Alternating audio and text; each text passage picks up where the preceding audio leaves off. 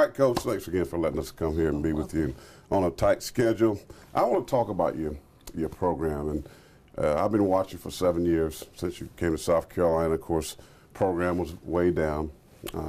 You came in and really turned it around. I remember being on radio. Folks couldn't understand women basketball, and you know, you've done a magnificent job. Talk about the process of building, because I think, you know, a lot of folks don't understand what goes into building a program.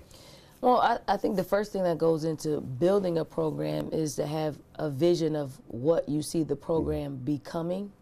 And then once you have that vision, you have to get people on board to see it, to buy into it, and then you have to get the talent to pretty much realize it.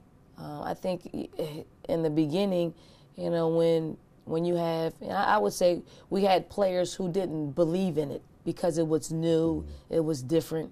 And anything that's new and different, it's always going to be a challenge for some people. It's going to make them uncomfortable. But I think sometimes young people, they don't understand through discomfort comes growth. And we went through that as a program. We went through the discomforts of losing a lot, and you know, and it didn't feel good. So you have to use that to fuel you to stay on task of your vision. And you know, you have to change a culture. You have to change a belief. And the most important thing is you have to stay consistent in it. I think sometimes when you're losing, you tend to rear off and try to do something different. And you always find yourself starting over and over and over. But with us, our coaching staff, we just stayed the course. We did exactly what we were asking of our players to do, which is stay the course and stay disciplined to what we believe will be successful. In the building process, you mentioned, of course, talent. You know, there's an old adage out there, you know, you got to have the so-called the Jimmies and the Joes, what they say. But the recruiting coming and selling this program, I mean, your pedigree speaks for itself. I mean, I understand as a former athlete, you're going through that process, you look at a school, I want to go somewhere that's winning. I want to go somewhere that's championship-minded. Was it your pedigree and who you were and all the accolades that you have made it a little bit easier to go to a young lady's home and say, hey, this is what I'm doing, this is the vision I'm selling? Well, at the beginning, that is what we hung our hats on. And a lot of times, you know, young people can't, they need tangible, they need to see. You know, they really didn't see me play because I was a little bit older than their generation, but maybe their parents. So that got us in the door, but that didn't necessarily get us landing those high-level recruits. When we started winning, you know, and I'm the first person to say it's not just one person. You know, one person can't be the reason why success happens. Success happens when everybody's is a part of the vision and everybody's doing their role and playing their roles to the best of their ability. So when that started happening, it created us being able to win. And that's the tangible thing that was missing, that some of the top level recruits kind of closed the door on us. But now when we start winning, when we start getting people in the stands, it creates a place in which people want to feel a part of. What's missing is winning the national championship, going to the Final Four. So we can only sell the vision of going there, and we can show them the tangible steps that we took to make it believable now. And that's why we started landing, you know, some of the best product in the country. I looked at Temple every year. You got better. You got there in your record, and there was 8-10 championships. Now I went in South Carolina. I looked the same thing. You know, from 2 SEC wins to winning the SEC last year. Then what you're doing now, 22-0, and you talk about again the in-state. The talent that's in South Carolina. You got it. I mean, the best of the best. I think about football, what Spurrier did with the Lattimores, the Gilmores, landing the big talent in your state. How crucial was that? I mean, it was, you know, that's the first thing when we came down as a staff. We wanted to corner the market. We didn't know, you know, no one had ties to South Carolina. We had a couple of ties to Georgia, but none right here in South Carolina. And then when we started meeting with people, talking to AAU coaches, talking to high school coaches, we found that this was a hotbed for young talent. Right. So what we wanted to do is kind of bridge. We wanted to make sure that we were in touch with every single significant person in all those top recruits' lives. And we made it, really difficult for them to tell us no, because we made inroads with every single person. Mm-hmm. If we see somebody here or there, we invite them to campus, we show them around, we make them feel like this is a family atmosphere, which it is. Mm-hmm. And there weren't any other programs or coaches that could recruit our South Carolina kids harder than us. Right. And I kudos to our staff for putting us in a position to getting those high-level local recruits. Let's talk about where you are now as a program. Of course, you won the SEC last year. It's mm-hmm. amazing what you accomplished. Probably didn't go as far as you wanted to, I'm sure. Mm-hmm. Now you're back to come back and be where you are today, 22-0, undefeated, blowing people out the gym. Just talk about this team. I mean, it's fun to watch. I've watched it on TV. I've seen it in person. You guys are fun to watch. This is a special basketball team. Again, I think it took us learning how to win. Mm-hmm. I don't want to be an overnight success. This just didn't happen overnight. This was a progression. We progressed to this.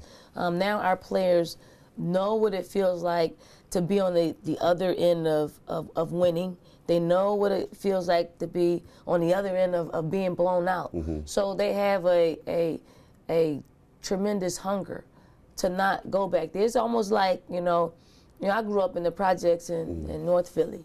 Okay, so I work and I work out of fear of being impoverished. Mm.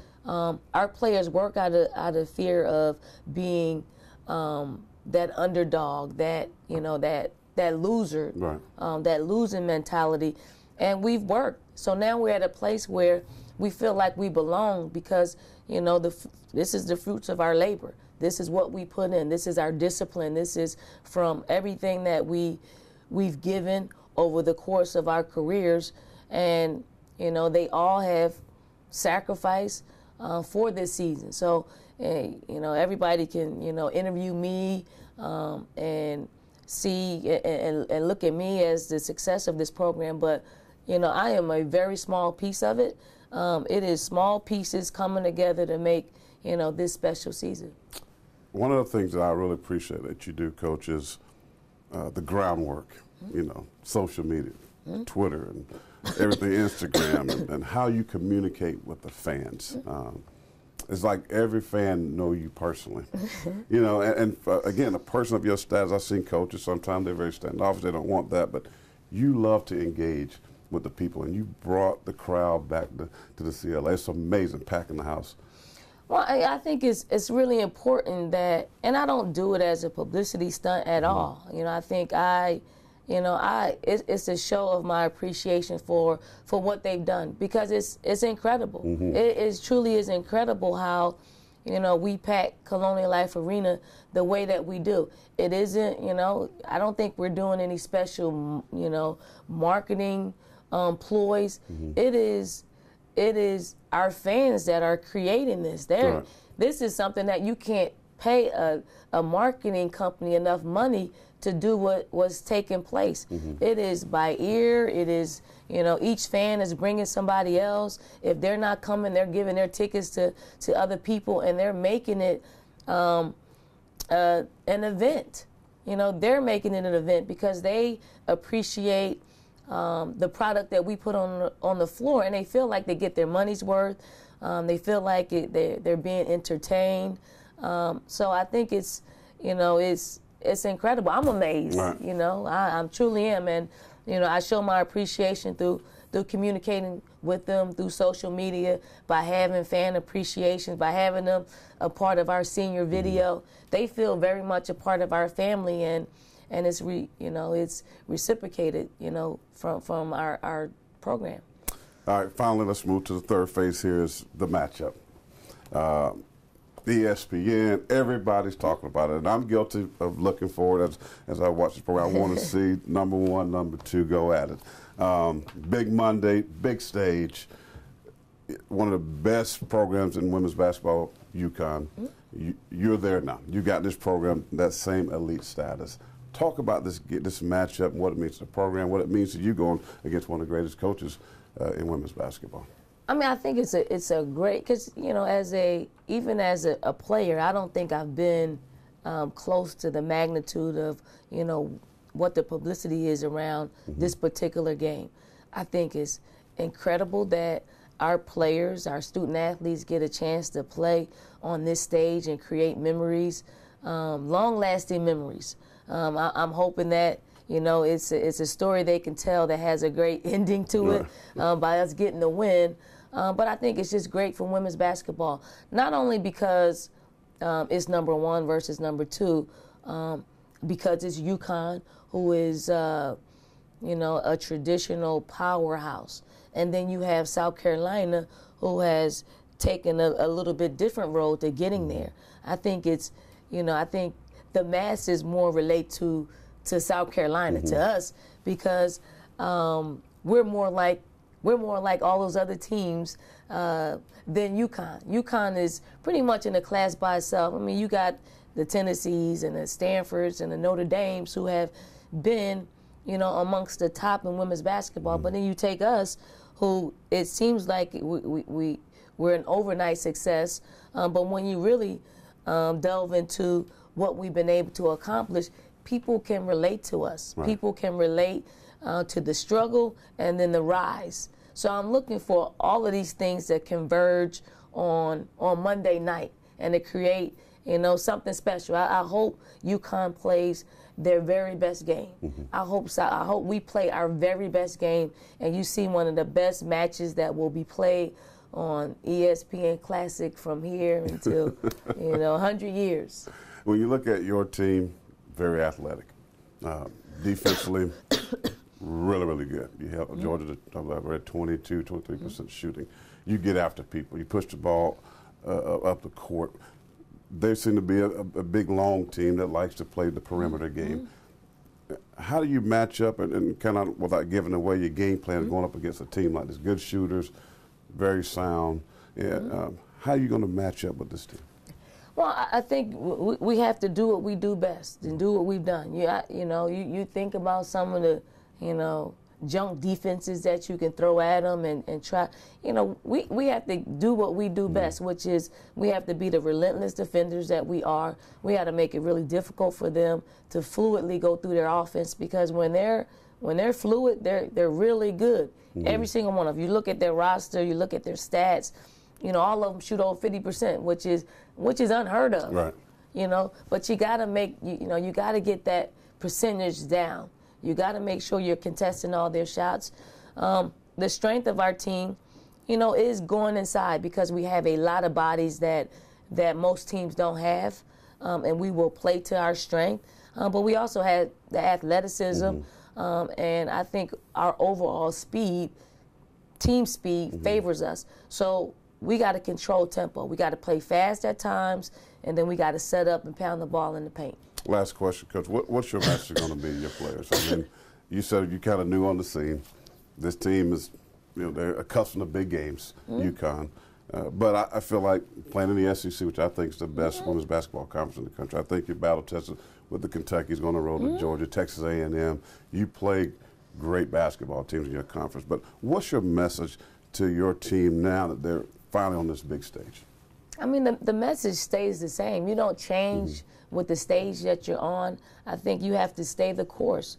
I think for us, we got here by being disciplined, by doing things the right way. So my message will be stay poised, stay composed, and when you're able to, you know, play closer to the way you play every day, you're going to be able to perform. When you get too high with the highs or too low with the lows, you know, it's hard to maintain.